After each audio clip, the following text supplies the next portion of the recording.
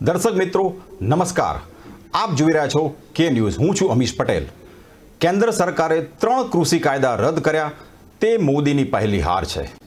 તાજેતરમાં દેશવાસીઓને સંબોધન કરીને કૃષિ કાયદા રદ કરવાની જાહેરાત કરી હતી અને ખેડૂતોને આંદોલન સ્થળ પરથી પોતાના ઘરે પાછા ફરવાની વિનંતી કરી હતી.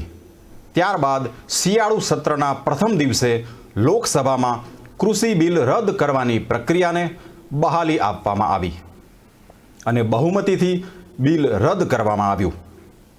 સંસદમાં વિપક્ષોના હોબાળા વચ્ચે કૃષિ કાયદો પાછો ખેંચવામાં આવ્યો ત્યારે કોંગ્રેસ આગેવાનોની તીખી પ્રક્રિયા સામે આવી છે. રાહુલ ગાંધીએ પોતાની પ્રક્રિયા આપતા જણાવ્યું હતું કે સરકારે કૃષિ કાયદા પરત લેવાનું બિલ ગૃહમાં ચર્ચા કર્યા વિના જ પાસ કરી દીધું છે.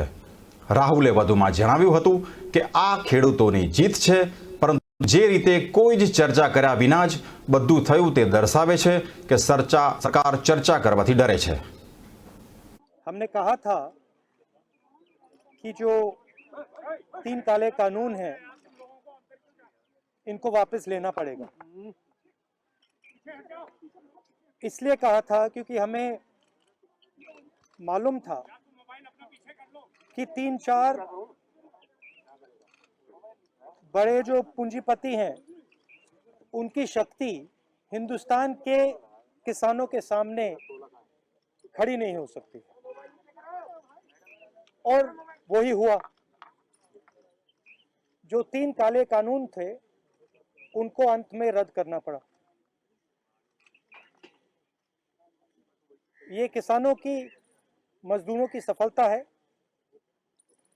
एक प्रकार से देश की सफलता है. मगर जिस प्रकार से ये कानून रद्द किए गए, बिना कोई डिस्कशन, पार्लियामेंट में इसके बारे में चर्चा नहीं होने दी, ये दिखाता है कि सरकार डिस्कशन से डरती है और दिखाता है कि सरकार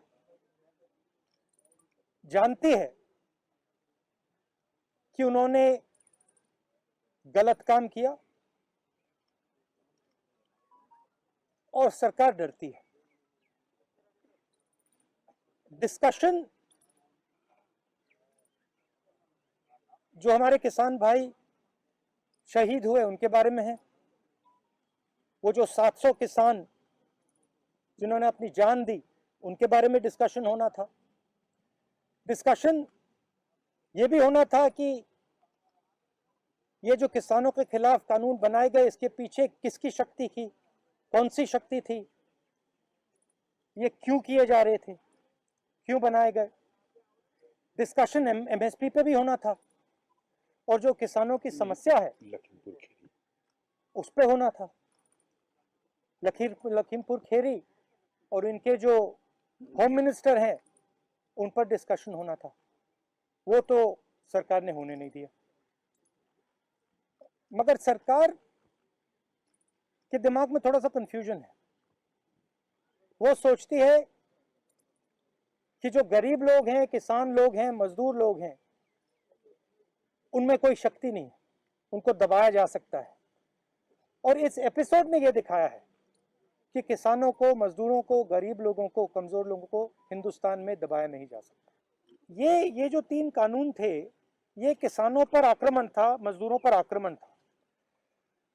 मगर किसानों और मजदूरों की जो डिफिकल्टीज हैं, मुश्किलें हैं, वो एमएसपी, कर्जा माफी, वो लंबी लाइन है, लंबी लिस्ट है और वो अभी तक मतलब उनकी मांगे हैं और उनका हम समर्थन करते हैं. तो फिर सांसद की क्या जरूरत है, उसको बंद कर देते हैं. बंद ही कर दो. फिर प्राइम मिनिस्टर को जो कहना है कह दें, जो कानून बनाने बना दें. तो इसका क्या मतलब है? नहीं, आपने कहा कि प्रधानमंत्री ने माफी मांगी. इसका मतलब प्रधानमंत्री ने ये एक्सेप्ट किया कि उनकी गलती के कारण से 700 लोग मारे गए. उनकी गलती के कारण से ये जो पूरा आंदोलन हुआ है. तो फिर अगर उन्होंने गलती एक्सेप्ट कर ली है तो फिर कॉम्पनसेशन देना तो पड़ेगा. देखिए, जिस प्रकार से लिया है इन्होंने, सबसे पहले इसमें किसानों का अपमान किया है उन्होंने कहा है कि थोड़े से संगठन, थोड़े से किसान के संगठन, ये सेक्शन, एक सेकंड में पढ़ लेता हूं। A group of farmers are protesting against these laws. ये कोई ग्रुप नहीं है, ये हिंदुस्तान के सब किसान हैं। पहले आपने इनको खालिस्तानी कहा, अब आप इनको ग्रुप ऑफ फार्मर्स कह रहे हो। ये ग्रुप ऑफ फार्मर्स नहीं है, ये हिंदुस्तान के सारे किसान हैं और ये समझते हैं कौन सी शक्तियां इन पर आक्रमण कर रही है। नहीं, मैं किसान संगठन से क्या अपील करूंगा, उनसे कोई अपील करने की जरूरत नहीं है। मैं ये कह रहा हूं कि जिम्मेदार कौन है? जिम्मेदार किसान संगठन है क्या? उनने क्या गलती की है? उनके 700 लोग शहीद हुए हैं, उनको आपने मतलब 1 साल यहां बैठा रखा है, उनको घर नहीं जाने दिया आपने कहा कि गलती मेरी है, तो फिर आप कॉम्पनसेशन दो ना, और जो इनकी मांगे हैं उनको पूरा करो, एमएसपी पूरी उनको दो। Look, this is not an isolated event. This is the thing to understand. Just now one of our journalists was asking me the question why parliament should exist. Right? He does not even understand the question he is asking. Because this entire instrument is captured by the same forces that are pushing the farm bill. It is the same forces that carried out demonetization. It is the same forces that put a floor GST. It is the same forces that didn't give any money to the poor people during COVID. So the question is not whether the government is going to try to pass these farm laws again. The question is that the government is captured by a group, by an interest that is against the poor people of this country. They will do whatever can be done to damage the future of the poor people of the country. The decision was taken by the government because the government could not face the power, the strength of the Indian people represented in this case by the farmers and the laborers.